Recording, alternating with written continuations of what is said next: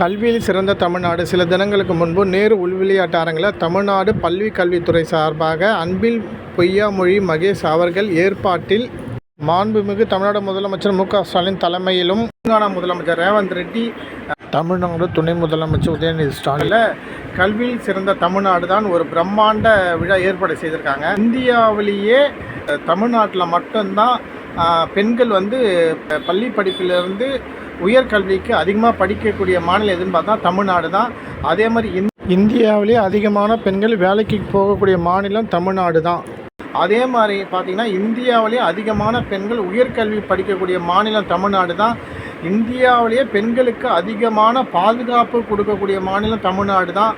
இப்படின்னு சொல்லிட்டு கல்வியில் சிறந்த தமிழ்நாடு என்று தமிழ்நாடு அரசு சார்பாக விழாவாக கொண்டாடிக்கிட்டு இருக்கிற இந்த நேரத்தில் இந்த திமுக அரசாங்கம் பொறுப்பேற்றது பிறகு தான் இல்லம் தேடி கல்வி, புதுமை பெண் திட்டம், தமிழ் புதல்வன் திட்டம் இப்படின்னு சொல்லிட்டு அதே மாதிரி பார்த்திங்கன்னா 20,000க்கும் மேற்பட்ட தொடக்க பள்ளியில் 30 லட்சத்திற்கும் மேற்பட்ட மாணவர்கள் இந்த காலை உணவுனால தான் ஊட்டச்சத்தில் சிறந்து விளங்கி இருக்கிறதா சொல்லிட்டு இந்த கல்வி சிறந்த தமிழ்நாடு அரசு இந்த விழாவை கொண்டாடின்னு இருக்க இந்த வேலையில் உண்மையிலே கல்வியில் சிறந்த தமிழ்நாடு தான். காலங்காலமாக கல்வியில் சிறந்த தமிழ்நாடு தான். ஆனால் இந்த திமுக திராவிட மாடல் அரசு பொறுப்புக்கு வந்த பிறகு கல்வித்துறை எந்த லட்சணத்தில் இருக்குதுன்றது நம்ம கேட்க வேண்டிய தேவை இருக்குது.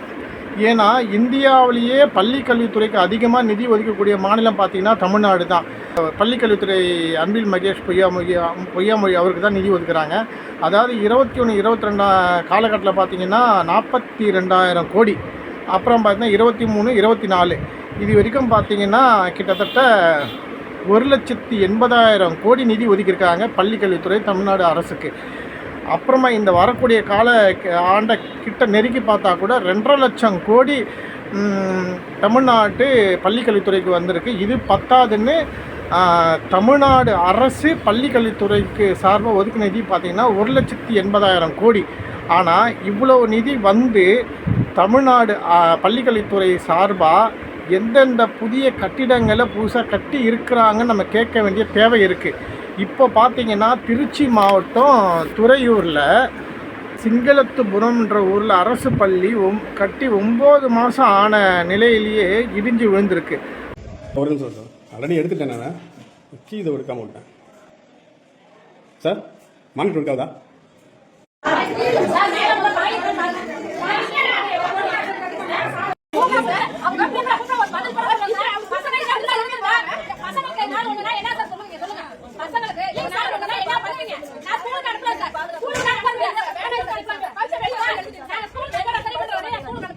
அந்த நிலையிலே தான் பள்ளி கல்வித்துறை இப்போயும் இவருக்கு இயங்கி கொண்டு இருக்கிறது. பல பள்ளி கட்டடம் இந்த மாதிரி சூழ்நிலையில் தான் இருக்குது. ஸோ இதுதான் கல்வியில் சிறந்த தமிழ்நாடு. இந்தியாவிலேயே தமிழ்நாட்டுக்கு அதிகமாக நிதி ஒதுக்குறதுல வேணால் கல்வியில் சிறந்த தமிழ்நாடாக நம்ம சிறப்பாக சொல்லலாம். இந்த 2 மாதத்துக்கு முன்னாடி தமிழ்நாட்டில் மட்டும் பார்த்திங்கன்னா 31,000க்கும் மேற்பட்ட தொடக்க பள்ளிகள் இருக்குது. அதில் பார்த்திங்கன்னா கடந்த 2 மாதத்தில் 207 தொடக்க பள்ளிகளை தமிழக அரசு இழுத்து மூடியிருக்கு. அதில் பார்த்திங்கன்னா நீலகிரியில் மட்டும் பார்த்திங்கன்னா 17 தொடக்க பள்ளிகள், சிவகங்கையில் பார்த்திங்கன்னா 16 தொடக்க பள்ளிகள், திண்டுக்கல்லில் 12 தொடக்க பள்ளிகள், சென்னை, மதுரை, கோவை இதெல்லாம் சேர்த்து 10 தொடக்க பள்ளிகள், ஆக மொத்தம் 207 தொடக்க பள்ளிகள் தமிழக அரசு நேரடியாக மூடி இருக்குது. இதுக்கு அவங்க சொன்ன காரணம் என்னன்னு தெரியுங்களா?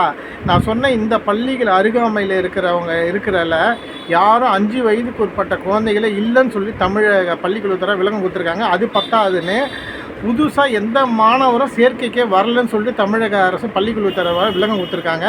இது பத்தாதுன்னு தனியார் பள்ளிகள், அதாவது அரசு உதவி பெறும் பள்ளிகள், சில அரசே தனியார் நடத்துகிற பள்ளிகளுக்கு சில உதவிகளை கொடுப்பாங்க. அதில் பெருசாக சொல்கிற இன்ஃப்ராஸ்ட்ரக்சர்லாம் இருக்காது. அந்த பள்ளிகள் மட்டும் பார்த்திங்கன்னா 862 அரசு உதவி பெறும் பள்ளிகள் மட்டும் இது சேர்த்து இதே மாதிரி இந்த பள்ளிக்கல்வித்துறை மூடி இருக்கிறாங்க. இதை பார்க்குறப்போ கல்வியில் சிறந்த தமிழ்நாடு தான். திமுக அரசு பொறுப்பேற்றதுக்கு பிறகு தான் முதல்வர் அறிவித்த உங்களுடன் ஸ்டாலின், உங்கள் தொகுதியில் ஸ்டாலின், தமிழ்நாட்டை தலைகுனியை விடமாட்டோம், அப்புறம் பார்த்திங்கன்னா இதே பாணியில் பள்ளி கல்வித்துறை சார்பாக அன்பில் மகேஷ் பொய்யாமொழி அவர்கள் இதே மாதிரி சில திட்டத்தில் அறிவிப்பார். என்ன மாதிரி பள்ளிகள், அப்புறமா எண்ணும் எழுத்தும், வாட்ரு பெல், அதாவது தண்ணி குடிக்க போகும்போது ஒரு பெல் அடிக்கிறது. அதுக்கப்புறம் பார்த்தீங்கன்னா நம்ம ஊர் நம்ம ஸ்கூல் திட்டம். இந்த நம்ம ஊர் நம்ம ஸ்கூல் திட்டத்தில் அதில் படித்த முன்னாள் மாணவர்கள் நாங்கள் படித்த ஸ்கூலுக்கு நிதி கொடுக்கலாம் அப்படின்னு ஒரு திட்டத்தை எடுத்துன்னு வந்தாங்க.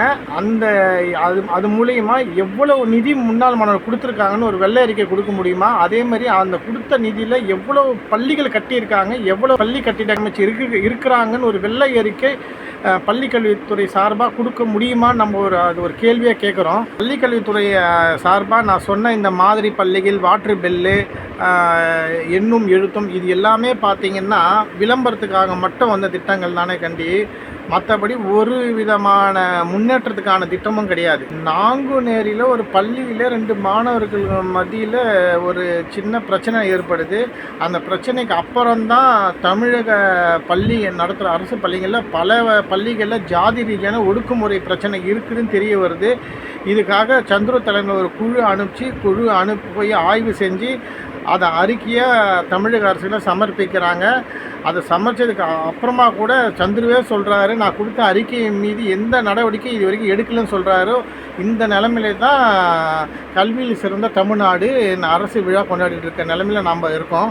1.5 வருஷத்துக்கு முன்னாடி ஒரு அரசாங்க பள்ளி மாணவன் ஏறினா ரெயிலு, இறங்கினா ஜெயிலு, வெட்டினா பெயில், இப்படி தான் அரசு பள்ளி மாணவர்களை இந்த திராவிட மாடல் அரசு உருவாக்கி இருக்குது. இதுதான் நிதர்சனமான மறுக்க முடியாத உண்மையும் கூட. அந்த காலத்தில் கர்மவீரர் காமராஜர் பார்த்திங்கன்னா அன்றைக்கி பசி, பட்டினி, வறுமை, மக்கள் கையில் பணம் கிடையாது. ஸோ அதனால் ஸ்கூல் வர வைக்கிறதுக்காக சத்துணவு திட்டத்தை முதலமைச்சர் காமராஜர் அவர்கள் அன்றைக்கி அந்த காலகட்டத்தில் எடுத்துன்னு வந்தார். ஆனால் திமுக ஆட்சிக்கு வந்தது 1967, 71 வறுமையை ஒழிக்கிறோன்னு சொல்லிட்டு ஆட்சிக்கு வந்து 1988, 1996, 2006, இப்போ 2021, 25 வரைக்கும் ஆட்சியில் கிட்டத்தட்ட 6 முறை ஆட்சி செஞ்ச ஆட்சியில் ஸ்கூலில் உணவு போட்டால் தான் பசங்க படிக்கிற அளவுக்கு வறுமையை திமுக ஆட்சி தான் வச்சுருக்குன்னா, அப்போ தனிநபர் வருமானத்தை எந்த அளவுக்கு இந்த அரசாங்கம் உயர்த்தி இருக்குதுன்றதை மக்கள் நம்ம தான் சிந்திக்கணும். இன்றைக்கி சாப்பாடு போட்டால் தான் பசங்க படிக்க வருவான்னு வச்சுருக்குது யார்? திமுக ஆட்சி தான். இன்றைக்கி ஒரு மக்களை இன்றைக்கி பொருளாதாரத்தை உயர்த்த முடியாத அளவுக்கு சூழ்நிலை வச்சுருக்கிறது காரணம் என்னன்னா சாராயம்தான். இன்றைக்கி வேலை செய்கிற ஒருத்தன் கூலி வேலை செய்கிறவனை ஒரு 1000 ரூபா சம்பாதிக்கிட்டு எடுத்துகிட்டு போயிட்டு ஒயின் ஷாப்பில் 600 ரூபா கொடுத்து தாய்மார்களுடைய தாலி அறுக்கிறதுல நம்பர் 1 மாநிலமாக தமிழ்நாடு இருக்குதுன்னு சொல்லலாம். சாராயத்தை அதிகமாக விற்று அரசாங்கத்தோட வருமானத்தை உயர்த்ததில் நம்பர் 1 மாநிலம் தமிழ்நாடுன்னு சொல்லலாம். கொலை குற்றங்கள் அதிகமாக நடக்கக்கூடிய மாநிலம் தமிழ்நாடு நம்பர் 1ன்னு சொல்லலாம். அன்றாடம் மாதம் நடக்கக்கூடிய கொலைகளில் அதிகமாக நடக்கக்கூடிய மாநிலம் தமிழ்நாடுன்னு சொல்லலாம். போதைக்கு அடிமையானவர்கள் எண்ணிக்கை அதிகமானதில் தமிழ்நாடு நம்பர் 1ன்னு சொல்லலாம். கஞ்சா பிஸ்கெட்டு, கஞ்சா சாக்லேட்டு பள்ளி அருகிலே சர்வசாதாரணமாக கிடைக்கக்கூடிய போதை வாஸ்துகள் அதிகமாக கிடைக்கக்கூடிய மாநிலம் தமிழ்நாடு நம்பர் 1ன்னு சொல்லலாம். இன்றைக்கி தாம்பரத்தில் 50,000 கஞ்சா சாக்லேட் பறிமுதல் பண்ணலாம். அது 7 படிக்கக்கூடிய மாணவர்கள் தான். இன்றைக்கி அதனால் குற்றங்கள் அதிகமாக நடக்கக்கூடிய மாநிலம் தமிழ்நாடு தான் சொல்லலாம். 1 லட்சம் கோடி தமிழக அரசுக்கு பள்ளிக்கல்வித்துறை வர நிதிக்கு உலகத்திலேயே ஆஸ்திரேலியா, அமெரிக்கா, சிங்கப்பூர், மலேசியா கூட தரமான கல்வியை இவ்வளோ நிதியை வச்சு தமிழ்நாட்டில் 100% மக்களை கொடுக்க முடியும். தனியார் பள்ளியை காட்டிலும் அரசு பள்ளியே தனியாருக்கு நிகரான கல்வியை அரசாங்கத்தை கொடுக்க முடியும். ஆனால் அதெல்லாம் விட்டுட்டு வெற்று விளம்பரத்துக்காக கல்வியில் சிறந்த தமிழ்நாடுன்னு ஒரு அரசாங்க பணத்தை செலவு செஞ்சு இப்படி ஒரு விழாவை நடத்துறதுக்கு பதிலாக பிரயோஜனமாக வேறு ஏதாவது நலத்திட்ட உதவிகளை செய்யலாம். நன்றி, வணக்கம்.